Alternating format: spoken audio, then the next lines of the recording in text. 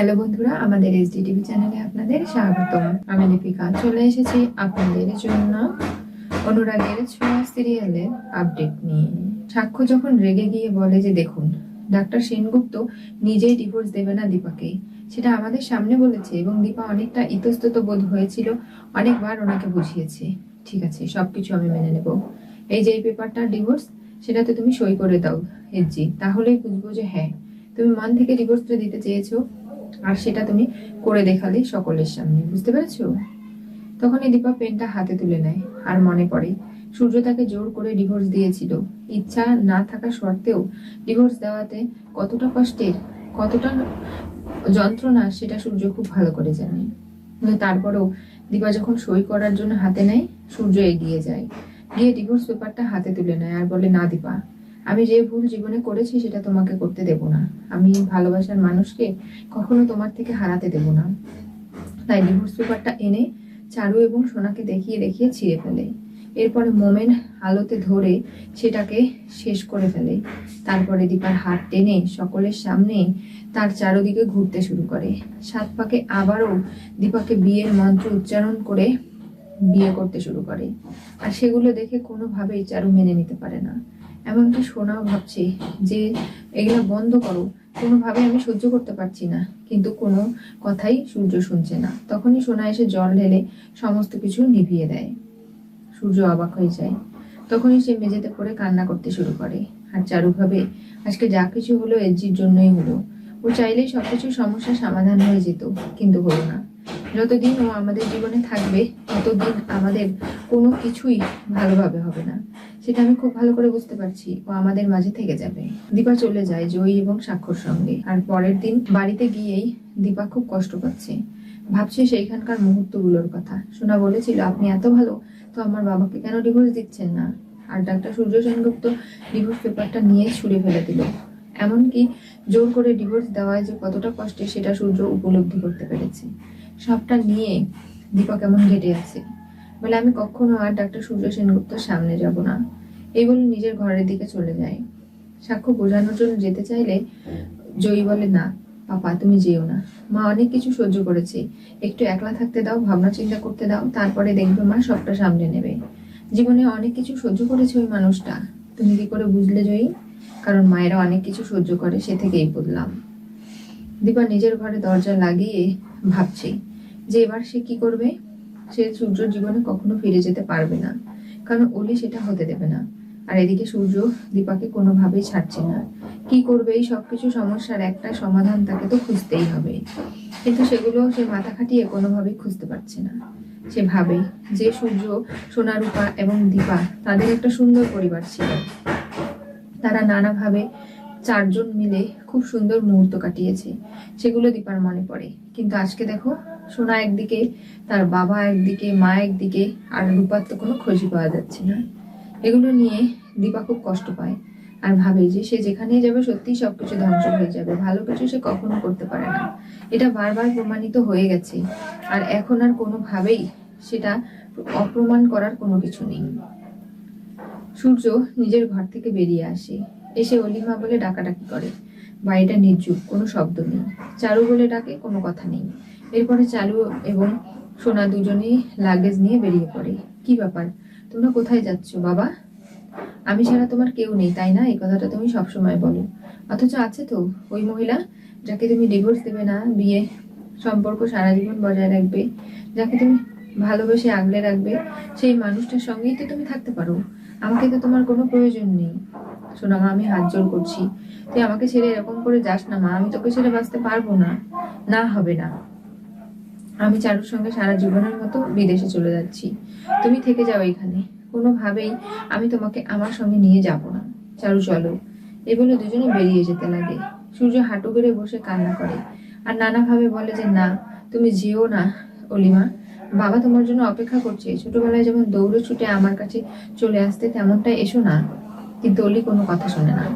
তখনই সামনে দেখতে পারে দীপাকে। আমি একখানে যাচ্ছি, আপনার মুখ দেখে আমাকে যেতে হবে না, তবে তুমি পেছন ফিরে দেখো, তোমার বাবা কতটা কষ্ট পাচ্ছে। যে বাবা তোমার জন্য নিজের পরিবার, নিজের বউ, সংসার সবকিছু ছেড়েছে, তাকে ছেড়ে তুমি চলে যাচ্ছ, তোমার এতটুকু কষ্ট হবে না? তখনই সোনা পিছন ফিরে তাকিয়ে তার বাবার চোখে জল, এমনকি হাঁটু গেড়ে বসে সোনামার দিকে হাত বাড়িয়ে আছে। তখন এক পা দুপা করে সোনা এগিয়ে যায় সূর্যর দিকে, গিয়ে সোনাকে জড়িয়ে ধরে তার পাপাকে। আর চারু বলে, দেখো এজি, তুমি তো সবকিছুর মুশকিল আসান, তুমি পারবে না এই সমস্যাগুলো সমাধান করতে? দেখো, আমার আপন বলতে কেউ নেই। অলি এবং সূর্যকেই আমি খুব ভালোবাসি এবং ওদেরকেই ফ্যামিলি মনে করি। আমি বুঝতে পারছি না যে সূর্য আমাকে পছন্দ করে, কবে সেটা ভালোবাসায় পরিণত হবে আমি জানি না। দেখলে তো চারু, তোমার কথার উত্তর তোমার প্রশ্নের মধ্যেই রয়েছে। চারু সেটা বুঝতে পারে। তখনই সোনাকে সূর্য জড়িয়ে আছে, চারু গিয়ে জড়িয়ে ধরে অলি এবং সূর্যকে। এটা দেখে দীপার খুব কষ্ট হয়, চোখ দিয়ে জল পড়ে। সে কোনোভাবে ওখানে আর এক মুহূর্ত দাঁড়িয়ে থাকতে পারে না। সে চলে যেতে চায়, কিন্তু সূর্য এমন ভাবে তাকিয়ে আছে দীপার দিকে যে দীপা চলে গেলে সূর্যের পৃথিবী অন্ধকার হয়ে যাবে, দীপাকে সে ছাড়তে পারবে না। কিন্তু দীপা বাধ্য হয়ে সেখান থেকে চলে যায়। সাক্ষ্য বিগ বং এ চলে এসেছে। কর্মীরা অনেকে আসেনি ঠিকই, তখন একটা চিঠি পেয়ে যায় যে টাকা যে লোন করেছিল সেটা না দিতে পারলে লিগেল নোটিশ পাঠানো হয়েছে, বিগ বং রেস্টুরেন্ট বন্ধ করে দেওয়া হবে। সেটা দেখে খুব কষ্ট পায় আর ভাবে যে সত্যি কি আমি পারবো বিগ বংকে রক্ষা করতে? স্যার, কিছু হয়েছে? চিন্তা টেনশন লাগছে আপনাকে দেখে, মনে হচ্ছে যে কোনো কিছু ঘটেছে।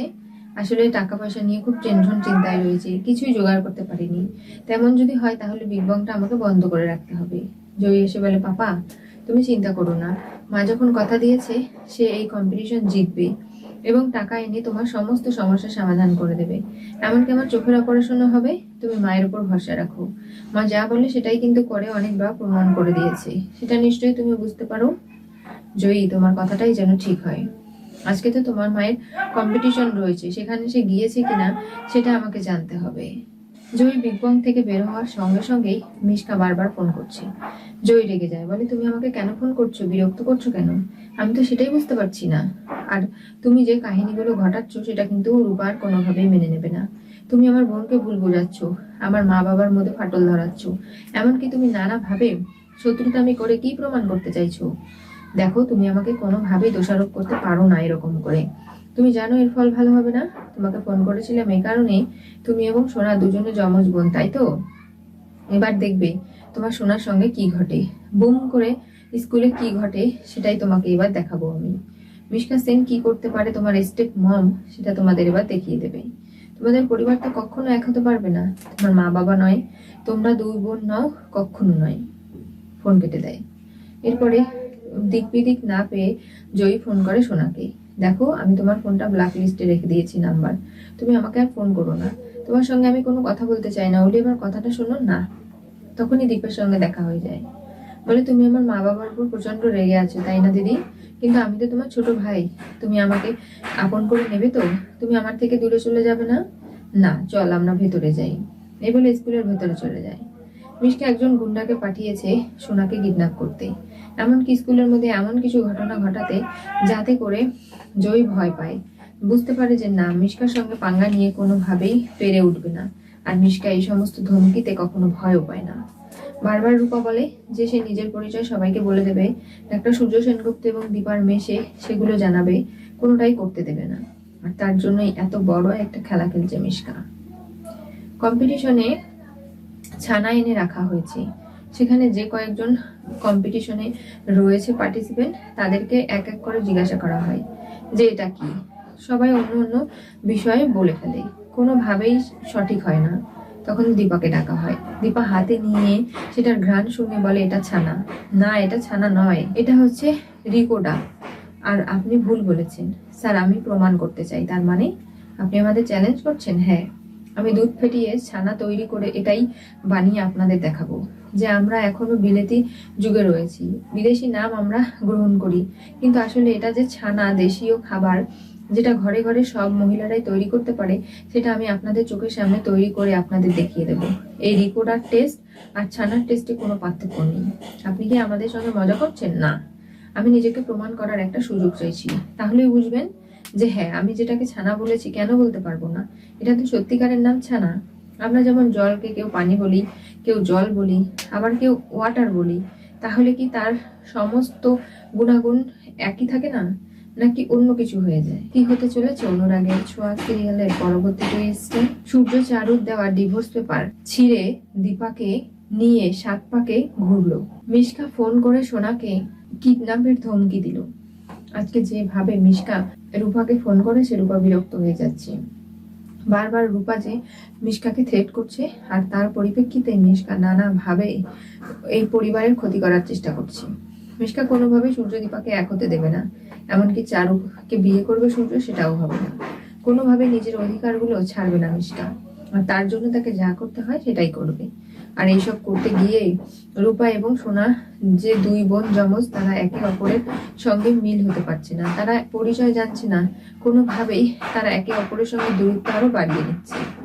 আর সোনা যখন দেখছে যে জয়ী সবসময় দীপার পক্ষ নেয়, তখন সে আর বন্ধুত্ব বজায় রাখছে না, নানাভাবে জয়ীর নাম্বার ব্ল্যাক লিস্টে রেখে তার সঙ্গে দূরত্ব বজায় যাচ্ছে। আর সূর্য সোনাকে বলে যে আমি একটা ভাঙাচোরা মানুষ, নিজের ভালোবাসাকে হারিয়ে ফেলেছি, তুমি আমাকে আর ভয় দেখিও না সোনামা। বাবাকে একটু ভালোবাসো, বাবার কাছে থেকে যাও। বাবা পুরো পৃথিবী ছাড়তে পারে, কিন্তু তোমাকে নয়, সেটা নিশ্চয়ই জানো। ছোট থেকে এতটুকু আমার মা তোমাকে কোলে তুলে দিয়েছিল, তখন থেকে আমি তোমাকে লালন পালন করে বড় করেছি, আর এখনো আমি তোমার কাছেই থাকতে চাই। কি ঘটবে এরপরে, মিশকার পাঠানো গুন্ডারা কি করবে সোনার সঙ্গে, জানতে চোখ রাখতে হবে আমাদের এই চ্যানেলে। পাশে থাকা বেল আইকনটি অবশ্যই করে ক্লিক করুন।